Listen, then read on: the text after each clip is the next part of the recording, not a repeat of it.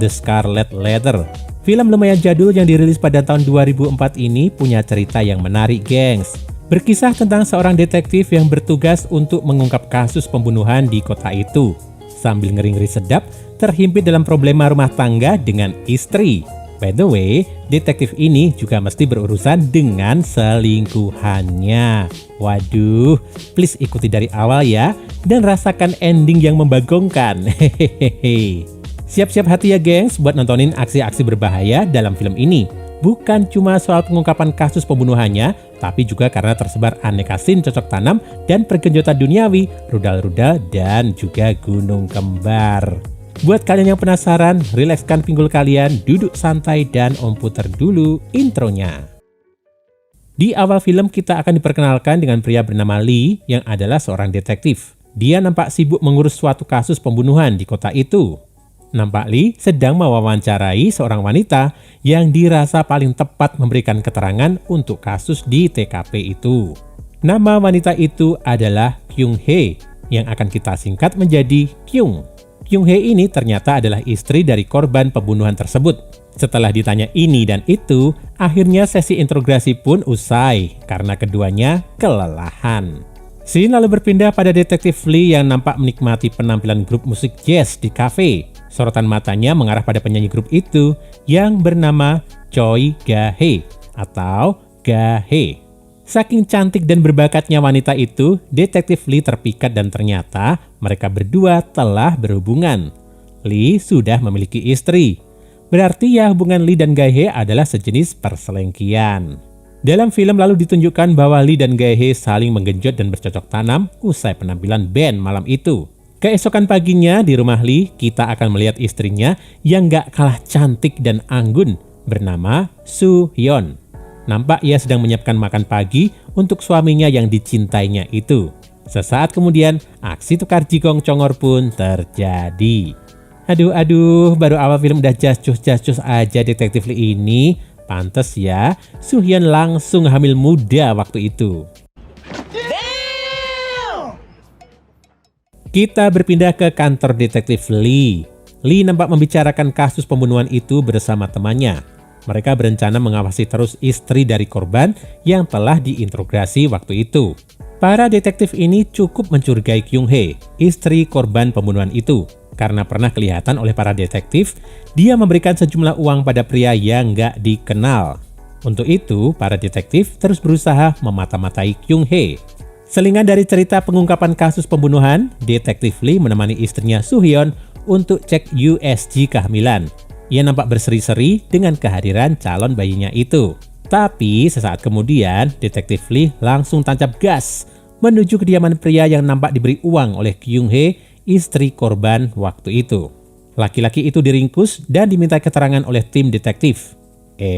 Tapi orang ini malah nggak bisa memberikan bantuan dan keterangan apapun yang dibutuhkan oleh detektif. Karena nggak puas, detektif Lee nampak marah dan memukuli si pria itu.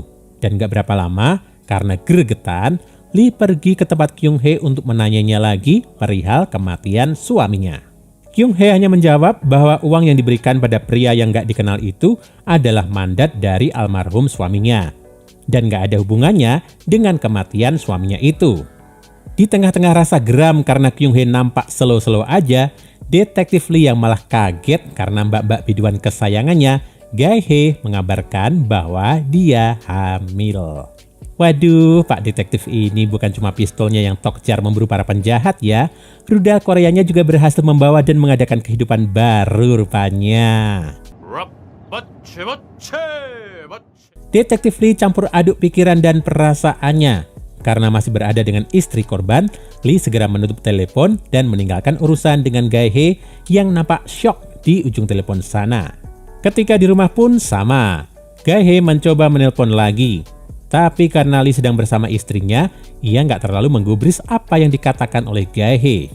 Keesokan paginya, untuk kesekian kali, Lee mendatangi Kyung Hee dan menjalankan perannya sebagai detektif. Di situ, Kyung Hee mulai membuka sedikit cerita. Begini, ia mengatakan bahwa ada seorang fotografer bernama Jung yang dekat dengannya. Nah, karena kedekatan itu diketahui suaminya dan suaminya nggak suka, hubungan antar mereka bertiga menjadi kurang baik. Ketika Kyung Hee ke pasar pagi itu, pulang-pulang suaminya sudah meninggal. Itu cerita dari Kyung Hae kepada detektif Lee. Singkat, padat, tapi nggak jelas maksud dan clue yang diberikan itu apa. Setelah itu, Kyung Hae pergi dan meninggalkan detektif Lee. Detektif Lee ini urusannya kayaknya banyak banget ya. Selepas lelah mengurus pekerjaan, ia menyempatkan pergi ke gedung teater untuk melihat istrinya, Soo-hyun, yang sedang bermain cello untuk grup musik klasik yang amat berbakat dan terkenal di kota itu. Tanpa disangka, di tempat itu juga Ga-hae hadir. Ia memberi selamat dan bunga pada Soo-hyun dan detektif Lee. Karena suasana menjadi awkward, Ga-hae mengajak Lee ngobrol di parkiran. Suatu cekcok terjadilah di sana.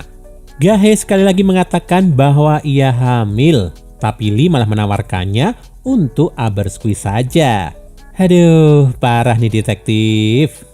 Ga-hae jelas marah dengan tanggapan Lee. Lalu, Ga-hae segera pergi meninggalkan Lee. Detektif Lee benar-benar bingung. Urusannya dengan keluarga menjadi rumit sekali, ditambah dengan selingkuhan. Apalagi kasus besar yang ditanganinya juga belum menemui titik terang. Ladalah, malah sebelum semua itu ia sempat pikirkan lagi, kasus-kasus baru datang lagi ke hadapannya. Singkat cerita, esoknya detektif Lee mendatangi selingkihannya di rumah. Lee mencoba meminta maaf atas kata-katanya kemarin di parkiran. Mereka berdua gak lama lalu salaman. Tapi bukan salaman tangan, tapi congor dan serapi lempit serta rudal. Ini mereka cocok tanamnya totalitas lu gengs. Wadaw. Cocok tanam terus, kasus bablas. Oke, lanjut. Kalian harusnya masih ingat cerita tadi ya. Fotografer yang disebutkan Kyung Hae dipanggil detektif Lee. Ya, namanya Jung. Dan ia mengaku cerita Kyung Hae mengada-ada. Katanya, Kyung Hae lah yang selalu mendekatinya. Bukan ia yang mendekati Kyung Hae sehingga suaminya cemburu. Tapi akhirnya Jung mengatakan bahwa ia memang terlibat perselingkuhan dengan Kyung Hae. Tapi nggak sampai pakai acara bunuh-bunuh suami orang ya. Meskipun Jung ngaku kebagian cocok tanam juga dengan Kyung Hae. Informasi itu disimpan baik oleh detektif Lee. Sementara di tempat lain dengan air mata dan tanda keresahan yang dalam, Soo-hyun bertemu dengan Ga-hae. Ternyata selama ini Soo-hyun, istri asli, sudah mengetahui kelakuan suaminya dengan Ga-hae. Hanya dia diam saja selama ini. Ga-hae pulang ke rumah dan malamnya Soo-hyun menemuinya lagi. Nampaknya istri yang disakiti ini masih nggak puas. Tanpa disangka, ketika istrinya ada di rumah Ga-hae, detektif Lee malah mampir ke situ sepulang kerja. Dan apa? Yang bukain pintu siapa? Soo-hyun. Aduh, kena dia ini Pak Detektif. Karena kejadian itu, meski dalam kondisi hamil, Soo-hyun berlari. Dan akhirnya di mobil ia meminta bercerai dengan Lee. Dalam kalutnya detektif Lee akan semua masalah keluarganya itu, ia kembali mengurus kasus pembunuhan. Ia mendatangkan lagi si pria penerima uang, serta pacar dan temannya di awal cerita tadi. Usut punya usut, keterangan jujur pacar si pria penerima uang menjadi bukti perkembangan baru. Si cewek mengatakan pacarnya itu pernah mengaku padanya kalau ia memukul kepala korban. Dari situ, pria penerima uang ditetapkan sebagai tersangka oleh detektif Lee. Nah, singkat cerita, karena kasus-kasus itu berjalan cukup baik, Lee mendapatkan penghargaan dari kantornya. Luar biasa kawan, bukannya merayakan bersama istrinya, Lee malah pergi bersama Ga-hae dan memberi Ga-hae banyak surprise. Di tepi danau, mereka beradu jigong sampai akhirnya terjadi adegan cocok tanam yang menyebabkan seisi mobil bergoyang. Tapi parahnya, mobil itu terkunci dan pasangan selengki ini terjebak di dalam. Nampak pada scene lain, Soo-hyun bersedih dan menunggu kabar tentang Lee suaminya. Ia mencoba menanyakan kepada staf detektif apakah mengetahui keberadaan suaminya. Yang mana kita tahu dari scene selanjutnya, Lee dan Ga-hae masih terjebak dalam mobil yang mereka lakukan untuk pergenjotan duniawi kemarin. Aduh, piye to iki? Dan apa? Di mobil karena terjebak, Ga-hae mengaku pada Lee bahwa Soo-hyun dan Ga-hae adalah pasangan serabi makan serabi sebelum Lee menikahi Soo-hyun. Aduh, membagongkan sekali. Jadi ini bertiga cocok tanam silang sebenarnya ya. Keberadaan mereka berdua di mobil yang tanpa oksigen membuat keduanya sekarat. Sampai akhirnya mereka ditemukan polisi bersama Sohyun. Gahe telah meninggal. Sementara detektif Lee selamat, namun langsung dipecat dari pekerjaannya. Miris sekali hidupnya. Ditambah perceraian dan diakhiri dengan terungkapnya kasus pembunuhan yang membuat Lee stres karena usahanya ternyata sia-sia. Istri korban itu sendirilah yang membunuh suaminya. Membagongkan sekali ya. Membagongkan sekali lagi. Dan di tengah keamburadulan hidup mantan detektif ini, film pun berakhir. Gimana gengs ceritanya? Semoga gak bingung dan bisa menemui titik-titik mana yang benar-benar mencerminkan ribetnya kehidupan detektif Lee yang mesti bergulat dengan situasinya di keluarga dan di kantor. Apes bener deh. Istri dan pacar serabi makan serabi, dua-duanya hamil, selengki-selengki, kasus gak jelas sampai akhirnya kasusnya sendiri malah menipu detektifnya. Aduh. Oke, Om mau ambil satu aja deh. Hidup benar keras ya bro. Kita bisa aja membedakan dengan jelas mana urusan pribadi, mana keluarga. Tapi dua-duanya akan tetap berjalan beriringan dan bisa membuat hidup begitu penat kayak detektif Lee. Tapi ya alamilah, bukan selengkiannya loh, tapi alami dinamika naik turun kerjaan campur urusan pribadi itu. Semuanya pada akhirnya membuat kamu dewasa kalau kamu mau bertahan dan bertahan. Semangat gengs! Nah, itu tadi gengs alur film untuk hari ini. Bagi kalian yang ingin request film, silahkan tulis di kolom komentar ya.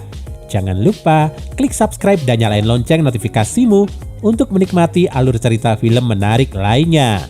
Sampai ketemu lagi di video selanjutnya.